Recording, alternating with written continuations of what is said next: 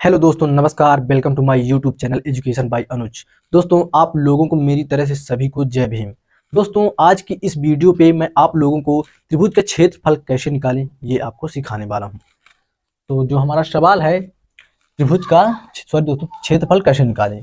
अगर जो आपको बोल दिया जाए कि एक ऐसे त्रिभुज का क्षेत्रफल निकालें जिसकी तीनों भुजाओं की लंबाई अलग अलग हो, तो आप इस त्रिभुज का क्षेत्रफल कैसे निकालेंगे। तो अगर जो आपसे नहीं बनता है और आप सीखना चाहते हैं तो इस वीडियो को अंत तक जरूर देखिएगा।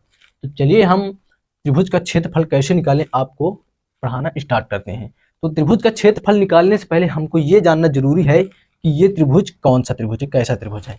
तो ये एक विषम बाहु त्रिभुज है। कैसा त्रिभुज है? विषम बाहु त्रिभुज। वैसा त्रिभुज जिसकी तीनों भुजाएं अलग अलग होती हैं। जैसे कि सबसे बड़ी भुजा है 19 सेंटीमीटर, फिर दूसरी सबसे बड़ी भुजा है 13 सेंटीमीटर, फिर है 8 सेंटीमीटर, सबसे जो है कि छोटी भुजा है। तो इसका हम क्षेत्रफल कैसे निकालेंगे, तो अगर जो आप जानना चाहते हैं तो वीडियो के लास्ट तक बने रहिएगा। चलिए हम आपको पढ़ाना स्टार्ट कर देते हैं। तो इसका त्रिभुज का क्षेत्रफल निकालने के लिए सबसे पहले हम एक फार्मूला होता है वो आपको बता दें, जो कि त्रिभुज का क्षेत्रफल। जो फार्मूला है आप लोगों को पता ही होगा, under root S into S minus A into S minus B into S minus C. अब ये सूत्र है। अब जैसे कि हमने ये सूत्र लिख दिया है, अब आपको ये ए और ये बी और ये सी और ये एस कहाँ से मिलेगा। तो जो त्रिभुज होती है, जो उनकी लंबाई होती है, उन्हीं का हम ए बी सी डी से उनका नामकरण करते हैं। तो हम इस पे इसको दे देते हैं ए, इसको बी और इसको सी। अब हमको ए बी सी तो मिल गया, लेकिन अब एस कहाँ से निकालेंगे, एस क्या है। तो चलिए हम आपको बताते हैं। एस जो होता है वो सेमी पैरामीटर होता है, जिसका हिंदी में अर्थ है अर्ध परिमाप। तो हम एस आपको निकालना सिखाते हैं। तो एस बराबर परिमाप, परिमाप का आधा, जो अर्ध परिमाप होता है उसका आधा, तो परिमाप का आधा 2। अब परिमाप, परिमाप यानी कि जो त्रिभुज की तीनों भुजाओं का योग होता है, माप, वो परिमाप होता है। तो इनका माप निकाल लेते हैं। ए प्लस बी प्लस सी, ये परिमाप होता है, और हमको इसका अर्ध परिमाप निकालना है, तो बटे में क्या कर देंगे 2। अब ए का मान 13 सेंटीमीटर प्लस बी का मान, ए का मान 13 सेंटीमीटर, बी का मान 8 सेंटीमीटर प्लस सी का मान 19 बटे 2।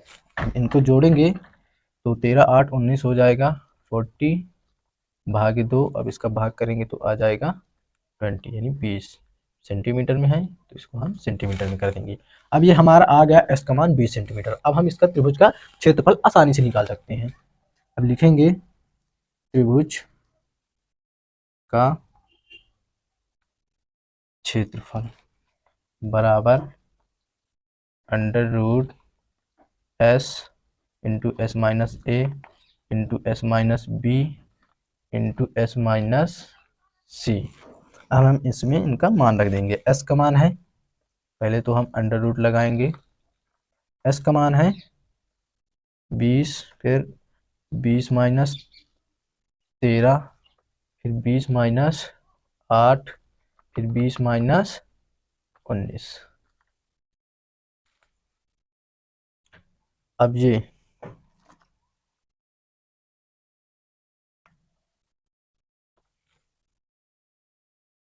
सभी के जो ए बी सी सभी के मान है वो सेंटीमीटर में है तीनों के, और साथ में हमारा एस का मान भी सेंटीमीटर में आता है। तो जो हमारी जो सेंटीमीटर 4 बार है, तो हम सेंटीमीटर को 4 बार है, तो हम यहाँ पे क्या आ जाएगा, सेंटीमीटर की घाते 4 आएगा, क्योंकि ए बी सी और साथ में एस का भी सेंटीमीटर में है, लेकिन ये भी अंडर रूट के अंदर ही है।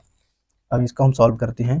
20, फिर ये 20 माइनस 13 में तो आएगा 7, फिर 20 माइनस 8 आएगा 12, फिर 20 माइनस 19 आएगा 1। अब इनका हम सभी का क्या करते हैं, गुणा करते हैं।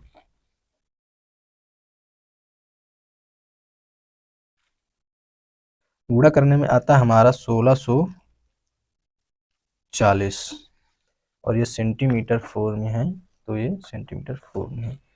एक बार करके देख भी लेते हैं। तो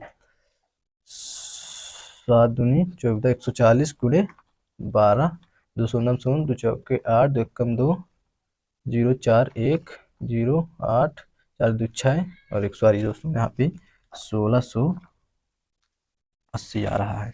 अब इसका हम वर्गमूल निकालेंगे, तो इसका जो वर्गमूल है वो आएगा 40.98